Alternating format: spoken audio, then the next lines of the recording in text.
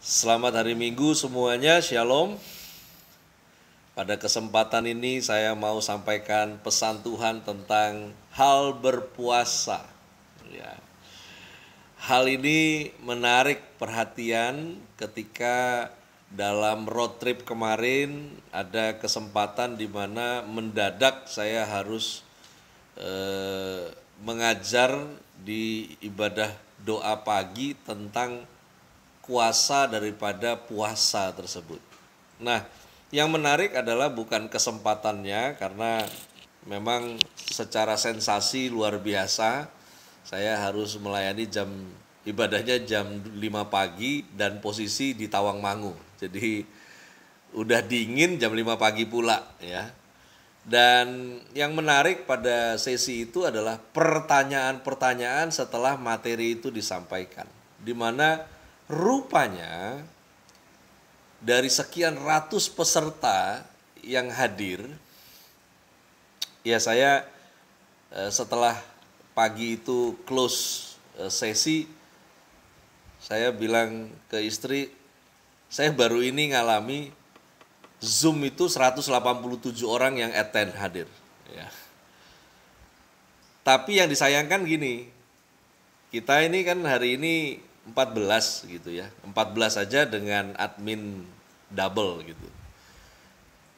Tapi satu sisi exciting dengan 187-an itu, tapi kok setelah dapat pertanyaan-pertanyaan dari mereka, saya bersyukur gitu. Kita yang kumpul cuma belasan orang, tapi lumayan lah.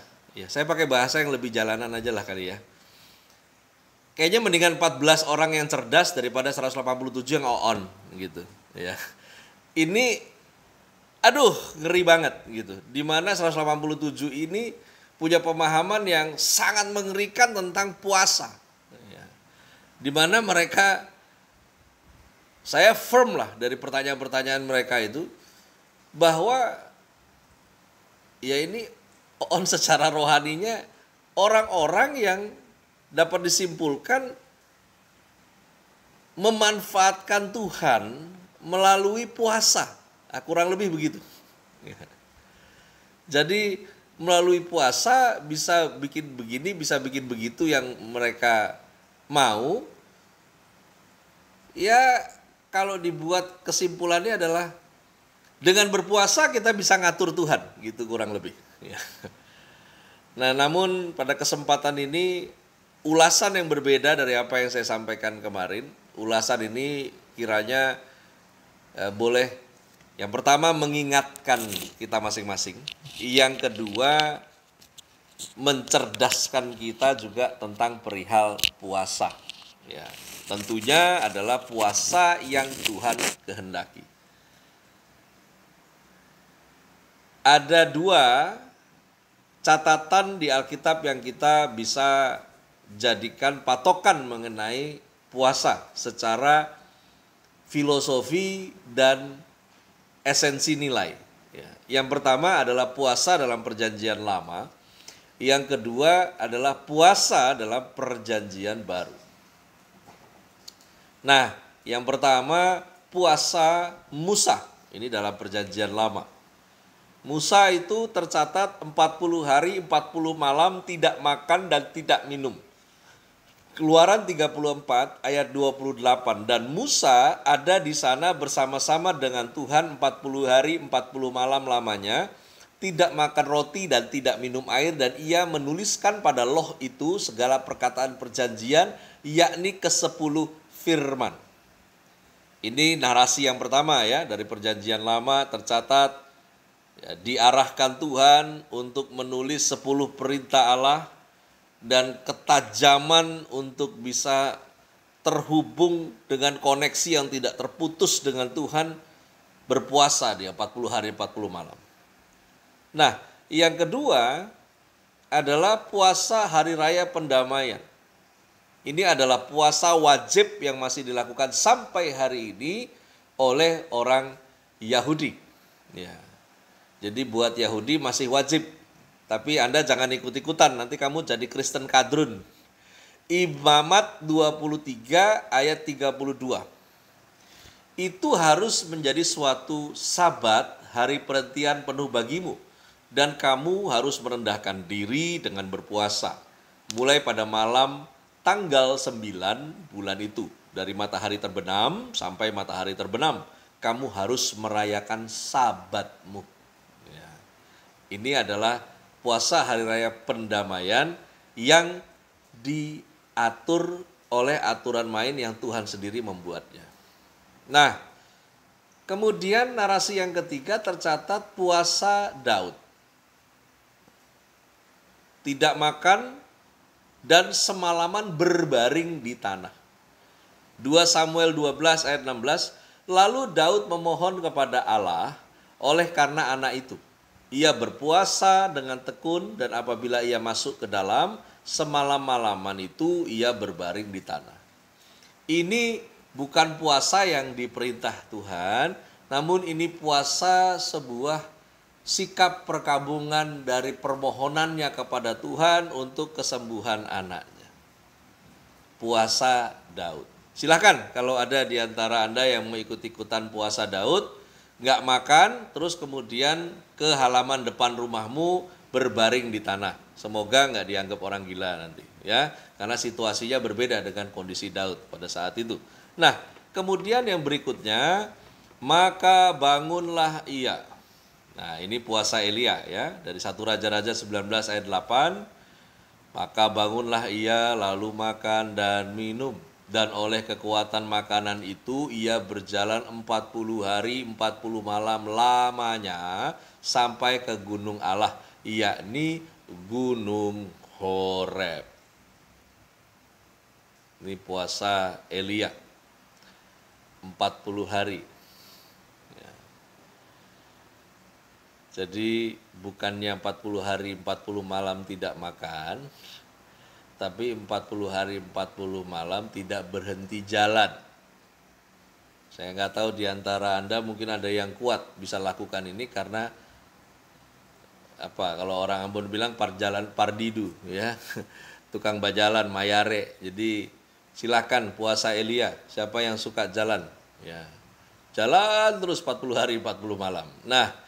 Kemudian yang kelima ada puasa Ester. Di narasi perjanjian lama 3 hari 3 malam tidak makan tidak minum. Ini yang sering kali dilakukan banyak orang Kristen pada masa kini. Di mana ayo puasa Ester gitu. Jadi yang dipakai sebetulnya cuman namanya aja sebenarnya, ya, di mana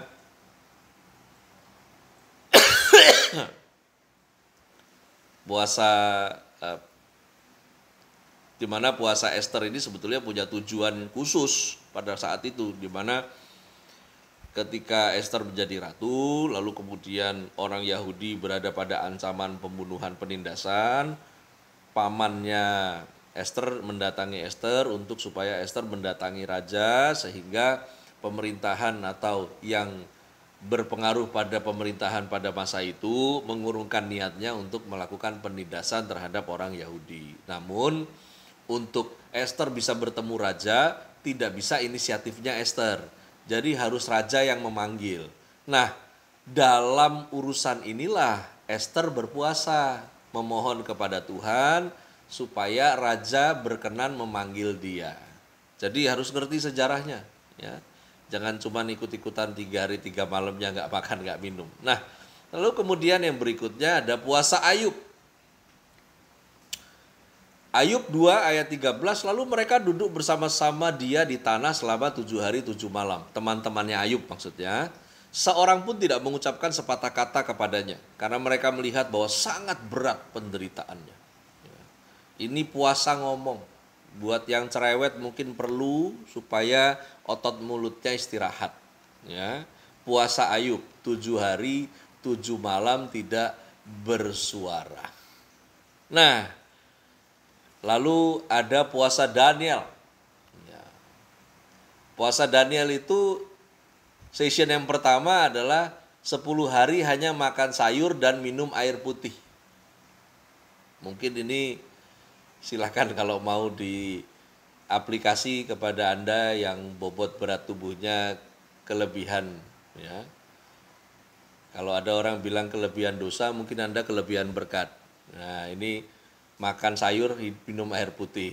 Saya nggak menyarankan, ini lagi baca narasi ya, di mana tercatat Daniel 1 ayat 12, adakanlah percobaan dengan hamba-hambamu ini selama 10 hari dan biarlah kami diberikan sayur untuk dimakan dan air untuk diminum. Jadi pada saat itu Daniel mau menunjukkan bahwa kecerdasan, kemampuan berpikir itu sesungguhnya blessed dari Tuhan, bukan karena apa yang dikonsumsi. Nah, lalu kemudian bagian yang kedua puasa Daniel adalah tentang isinya doa dan puasa.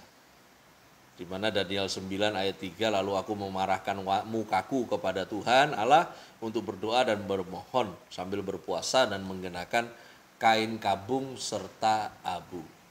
Sebuah keadaan yang rindu berat kepada Tuhan sehingga ditampilkan dengan menggenakan kain berkabung serta abu di kepala. Nah, yang berikutnya masih puasa Daniel. Di sini isinya selama 21 hari itu berkabung. Daniel 10 ayat 2 sampai 3, pada waktu itu aku Daniel berkabung 3 minggu penuh. Makanan yang sedap tidak kumakan, daging dan anggur tidak masuk ke dalam mulutku, dan aku tidak berurap sampai berlalu 3 minggu penuh. Kepalanya tidak ditaruh minyak supaya kelihatan lebih fresh selama 3 minggu, 21 hari. Nah, berikut ini puasa dalam perjanjian lama, yaitu sebuah kelompok orang yang disebut bangsa Niniwe, di mana 40 hari di 40 malam tidak makan, tidak minum, tidak berbuat jahat. Ini ada di kitab Yunus pasal 3 ayat 7 sampai 8. Namun yang menarik adalah bukan sekedar 40 hari 40 malam tidak makan, tidak minum, namun yang berpuasa dicatat di sana adalah dari yang tua sampai yang muda, dari mulai yang bayi, lalu kemudian semua hewan ternak itu dibuat puasa. Nah, puasa ini adalah keputusan yang dilakukan oleh raja memerintah kepada para pembesarnya, di mana seluruh yang ada di Niniwe itu melakukan puasa raya 40 hari 40 malam, nggak makan, nggak berbuat hal-hal yang jahat. Dan at the end Tuhan memulihkan keadaan mereka. Puasa Niniwe. Saya belum pernah coba puasa Niniwe di rumah. Tapi kasihan, mungkin Ciripa dengan Mici jadi nggak makan, nanti mereka sakit mah ini. Nah, lalu kemudian puasa dalam perjanjian baru. Nah, puasa dalam perjanjian baru yang pertama puasa Yesus, 40 hari 40 malam tidak makan. Matius 4 ayat yang kedua, di sana tertulis, dan setelah berpuasa 40 hari dan 40 malam, akhirnya laparlah Yesus. Alkitab tidak mencatat Yesus tidak minum, tapi di sini dicatat 40 hari 40 malam dia berpuasa, tidak makan catatannya. Nah, lalu kemudian yang berikutnya, yang kedua puasa Yohanes Pembaptis, tidak makan, tidak minum. Matius 11 ayat 18, karena Yohanes datang ia tidak makan dan tidak minum, dan mereka berkata ia kerasukan setan. Ini narasi yang diambil untuk informasi tentang Yohanes Pembaptis suruh puasa. Ini data dari perjanjian baru. Kita bukan lagi mau bahas tentang kerasukan setannya. Nah, lalu kemudian yang ketiga, ini puasa yang dialami oleh Paulus, di mana 3 hari 3 malam tidak makan, tidak minum, dan menjadi buta 3 hari. Ini catatannya ada di Kisah Para Rasul 9 ayat 9. 3 hari lamanya ia tidak dapat melihat, dan 3 hari lamanya ia tidak makan dan minum. Nah, kondisi Kisah Para Rasul 9 ini ada di dalam catatan surat Rasul Paulus kepada jemaat di kota Korintus, di mana isinya adalah 14 tahun yang lalu, entah di dalam tubuh entah di luar tubuh aku tidak tahu, seseorang diangkat ke sorga tingkat yang ketiga dan demikian. Nah, di dalam tubuh atau di luar tubuh aku tidak tahu. Itu catatan suratnya itu dia sedang menceritakan pengalaman rohaninya yang tercatat di Kisah Para Rasul 9. Ya. Nah, kemudian ada puasa jemaat mula-mula, di mana Kisah Para Rasul 13 ayat 2 sampai 3, pada suatu hari ketika mereka beribadah kepada Tuhan dan berpuasa, berkatalah Roh Kudus. Jadi di sini mereka berpuasa bukan aturan ya, tapi mereka ada kesepakatan berpuasa bersama untuk menentukan sebuah keputusan. Jadi pada saat jemaat mula-mula kan Alkitab belum jadi. Ya. Mereka masih berpadanan perjanjian lama. Jadi kalau mau mengambil keputusan-keputusan tidak hanya cukup berunding, tapi mereka juga butuh pimpinan daripada Roh Kudus. Karena secara nilai-nilai moral itu saya katakan tadi Alkitab Perjanjian Baru belum jadi. Jadi secara basic tertulis mereka belum punya dasarnya. Nah, dengan demikian mereka berpuasa dan Roh Kudus menyampaikan pesan secara audible kepada mereka, khususkanlah Barnabas dan Saulus bagiku untuk tugas yang telah kutentukan bagi mereka. Maka berpuasa dan berdoalah mereka. Dan setelah meletakkan tangan ke atas kedua orang itu, mereka membiarkan keduanya pergi. Jadi waktu itu namanya belum jadi Paulus tapi masih Saulus ya. Ini peralihan menjadi nama Paulus. Nah, ada perbedaan puasa dalam perjanjian lama dan perjanjian baru tentunya. Di mana puasa dalam perjanjian lama itu hal-hal yang dilakukan secara rutin oleh bangsa Israel yang mana esensinya untuk menantikan kedatangan Mesias. Jadi segala halnya itu di luar dari kasus-kasus pribadi, ya itu untuk menantikan kedatangan Mesias, seperti Hari Raya Pendamaian. Nah, lalu kemudian puasa dalam perjanjian lama berkaitan dengan penyelamatan bangsa Israel yang dijanjikan dalam kitab Taurat dan para nabi. Nah, puasa dalam perjanjian baru adalah di mana kondisi Mesias telah datang dan Mesias telah berkarya. Artinya, konteks puasa dalam perjanjian baru, keselamatan itu sudah datang.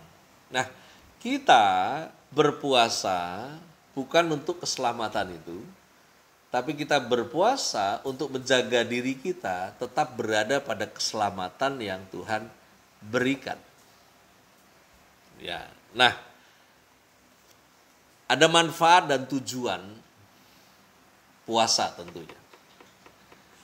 Ini kenapa saya berikan judul tadi puasa yang Tuhan kehendaki. Karena jangan sampai kita berpuasa yang sia-sia. Karena kita berpuasa yang versi kita kehendaki.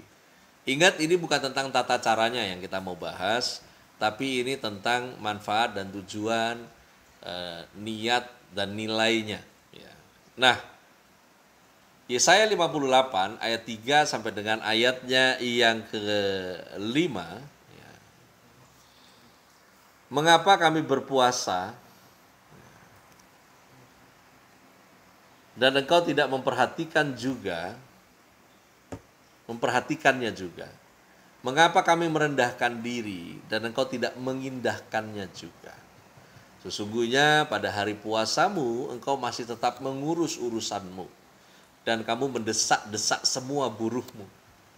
Sesungguhnya kamu berpuasa sambil berbantah dan berkelahi, serta memukul dengan tinju dengan tidak semena-mena.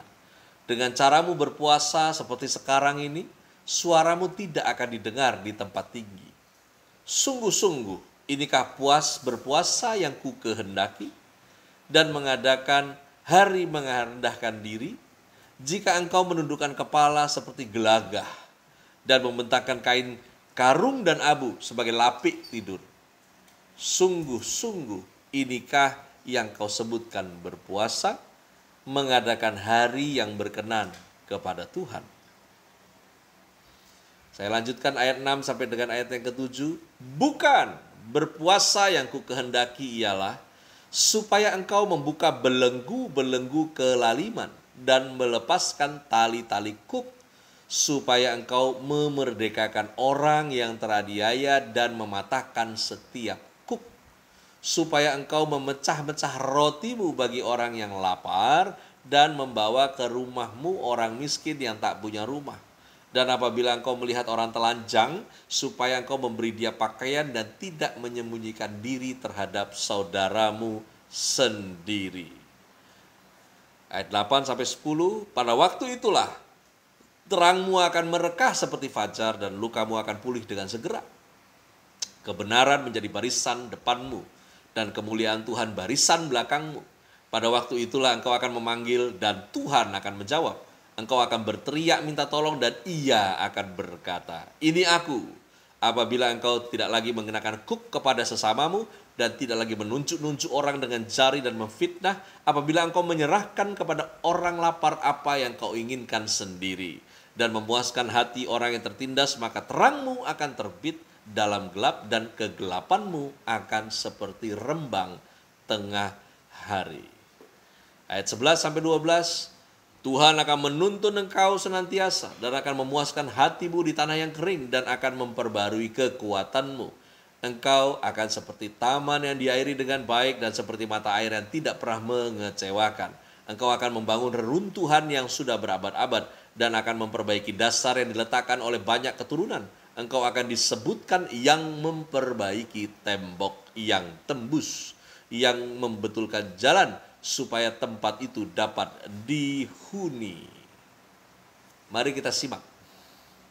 Yesaya 58 ayat 8-12. Kita bisa melihat setidaknya ada 10 hal yang tersedia buat mereka, buat Anda dan saya yang melakukan puasa dengan benar. Yang pertama adalah terang, di mana puasa yang benar itu mendatangkan pencerahan buat kita. Ya. Pencerahan.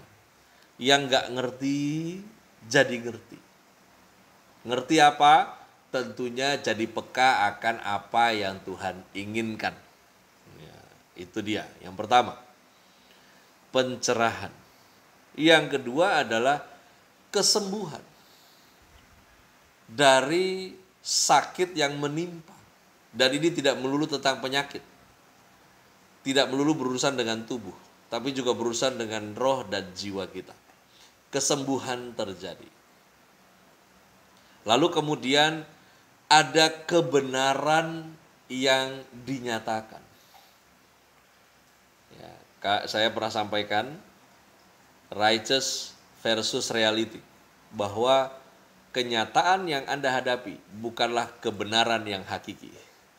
Di mana ketika kita berpuasa dengan benar, maka kita akan paham akan kebenaran yang sebenarnya, bahwa bukan kenyataan sebagai kebenaran, tapi kebenaran justru diungkapkan ketika Anda dan saya berpuasa, bahwa yang benarnya begini. Nah, kemudian kemuliaan. Kemuliaan siapa? Kemuliaan Tuhan dinyatakan tentunya. Maka dari itu ada pertanyaan dalam acara yang saya ceritakan di awal tadi, yang jam 5 pagi itu. Suami sudah 2 tahun pergi, lalu kemudian dia nanya, semua saya udah tahun 2 pergi, lalu kemudian saya doakan dan saya berpuasa. Nah, dia tanya, itu puasanya benar apa enggak? Ya. Memang unik-unik kadang orang nanya. Saya bilang puasa saja. Kalau benar apa enggak, ya Anda puasain untuk apa? Karena sesungguhnya yang perlu dipuasakan bukan suamimu, yang perlu dipuasakan kamunya, supaya Tuhan bukakan dan beri pengertian dan bagaimana kamu harus bersikap. Jadi ingat, puasa itu kalau mau Anda mau cross check, ya puasa yang saya lakukan ini benar apa enggak, rechecknya gini aja deh. dari doa puasa yang Anda dan saya mau lakukan, sebetulnya yang mau dimuliakan kamu atau Tuhan. Nah, udah itu. Kalau yang mau dimuliakan Tuhan, nah jalan terus. Ya. Lalu kemudian terjadi doa yang terkabul di dalam puasa yang benar. Kenapa doa yang terkabul? Lah karena fokus kemuliaannya itu Tuhan kok. Pasti terkabul. Lalu kemudian tuntunan yang berkesinambungan. Dengan berpuasa, maka harusnya kita mengalami 3 hal dalam 3 keberadaan diri kita. Tubuh, jiwa, roh. Roh kita mengalami ketajaman kepekaan akan apa yang Tuhan mau. Kemudian jiwa kita mengalami ketenangan, tubuh kita mengalami detox. Ya. Tuntunan yang berkesinambungan. Lalu kemudian kepuasan hati. Di mana hatimu itu puas kalau fokusnya memang Tuhan. Ya, di situ ada kepuasan hati. Lalu kemudian kekuatan yang diperbaharui. Ya. Di mana firman berkata tubuh ini bisa merosot, tapi manusia batiniahnya diperbaharui dari hari ke hari. Lalu kemudian berkat kehidupan. Kalau dibilang berkat kehidupan, Anda jangan hitung-hitung kalkulatornya. Di sini bicara tentang bagaimana Anda mengalami kehidupan yang direstui oleh Tuhan. Sehingga berhasil dan segala kemungkinan-kemungkinan yang baik terjadi, itu namanya berkat kehidupan. Lalu kemudian pemulihan, di mana ada konstruksi baru dari apa yang pernah hancur, lalu kemudian dibangun kembali. Bahkan Tuhan membuat yang baru menyertai Anda dan saya untuk membuat segalanya menjadi diperbaharui. Itulah pemulihan. Ada terang, ada kesembuhan, ada kebenaran, kemuliaan, doa yang terkabul, tuntunan yang berkesinambungan, kepuasan hati, kekuatan diperbaharui, berkat kehidupan, pemulihan. Dahsyat. Dan gak usah ikut-ikutan, puasa yang mana Pak? Esther? Atau mau yang guling-guling di tanah? Atau gak usah, Anda tentukan saja sendiri. Tapi ingat, nilai dan esensinya. Ini untuk Tuhan dimuliakan atau untuk Anda dimuliakan. Nah, lalu kemudian puasa yang Tuhan kehendaki. Ya. Dari Yesaya tadi, kita lanjut konfirmasi terakhir. Ya. Dari Matius 9 ayat 14 sampai 17. Kemudian datanglah murid-murid Yohanes kepada Yesus dan berkata, "Mengapa kami dan orang Farisi berpuasa, tetapi murid-muridmu tidak?" Jawab Yesus kepada mereka, "Dapatkah sahabat-sahabat mempelai laki-laki berduka cita selama mempelai itu bersama mereka? Tetapi waktunya akan datang, mempelai itu diambil dari mereka dan pada waktu itulah mereka akan berpuasa. Tidak seorang pun menambalkan secari kain yang belum susut pada baju yang tua. Karena jika demikian, kain penambal itu akan mencabik baju itu. Lalu makin besarlah koyaknya. Begitu pula anggur yang baru tidak diisikan ke dalam kantong kulit yang tua. Karena jika demikian, kantong itu akan koyak, sehingga anggur itu terbuang dan kantong itu pun hancur. Tetapi anggur yang baru disimpan orang dalam kantong yang baru pula. Dan dengan demikian terpeliharalah kedua-duanya." Analogi kantong baju, yaitu kantong anggur dengan anggur. Analogi baju yang tua dengan kain penambal yang masih baik. Ini semua adalah gambaran tentang puasa. Jadi jangan bawa kemana-mana ini analogi ini. Ini adalah gambaran tentang puasa yang Yesus mau sampaikan, bahwa sesungguhnya puasa itu mengacu kepada di mana Anda dan saya mengalami pemulihan total, mengalami pembaharuan. Karena kalau si baju itu gak diperbaharui, ditambal juga nggak ada gunanya. Malah jadi robeknya lebih besar. Kalau tadi tidak diperbaharui kantong kulit anggurnya, maka anggur barunya juga sia-sia. Maka itu semuanya mengacu kepada keberadaan diri Anda dan saya, di mana berpuasa itu memperbaharui diri kita. Sehingga kita siap untuk hal-hal baru yang Tuhan sediakan buat kita. Ingat, ini yang terakhir saya mau sampaikan buat kita. Ya, pada kesempatan ini, Tuhan tidak sedang persiapkan berkat-Nya. Tetapi, Anda dan saya yang senantiasa harus mempersiapkan diri untuk berkat Tuhan yang sudah siap. Tuhan Yesus memberkati.